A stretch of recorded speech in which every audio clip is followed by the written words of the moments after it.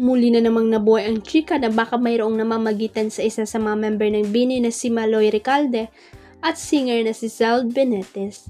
Ito ay matapos maispatan together ang dalawa na magkasama sa La Union. Marami sa mga fans nila Maloy at Zeld na nasa naturang lugar rin ang kumuha ng mga larawan ng dalawa kasama ang ilan sa kanilang mga kaibigan. Well, hindi naman na-shock ang madlang people dahil matagal na rin usap-usapan kung may something nga ba ang dalawa.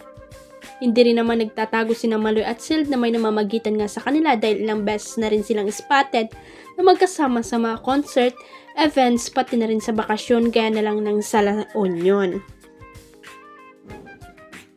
Tila wapakils na rin ang dalawa kung machika sila o hindi dahil lagi naman silang nabubuking together at wala pa rin silang inaamin. Samantala, halo naman ang reaksyon ng fans lalo na ni Maloy dahil feeling nila ay hindi bagay sa kanilang iniidolo ang miyembro ng bandang Four of Spades. Ito ay may kinalaman sa naging cheating issue noon ni Zeld. Samantala may mga fans rin naman na support pa rin kay Maloy sakaling aminin nito ang totoong estado ng kanilang relasyon. Isang panibagong milestone na naman sa buhay ang nakamit ng aktor na si Edward Barber matapos itong opisyal na maordinahan bilang isang pastor. Ang bagong yugto sa buhay ng aktor ay inanunsyo ng Favor Church Manila sa pamamagitan ng isang Instagram post nitong Lunes, January 26 kung saan pinangalanan siya bilang isa sa mga bagong ordained pastors at pastor in training ng simbahan.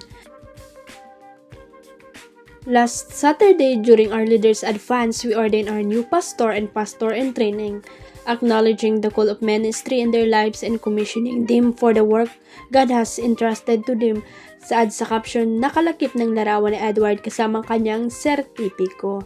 Matatandang nakilalang binata matapos sumali sa Pinoy Big Brother Lucky 7 noong 2016 kung saan siya nagtapos sa ika-4 na pwesto. Huwag kalimutang i-click ang subscribe button at i-ring ang notification bell para sa latest at legit chika updates.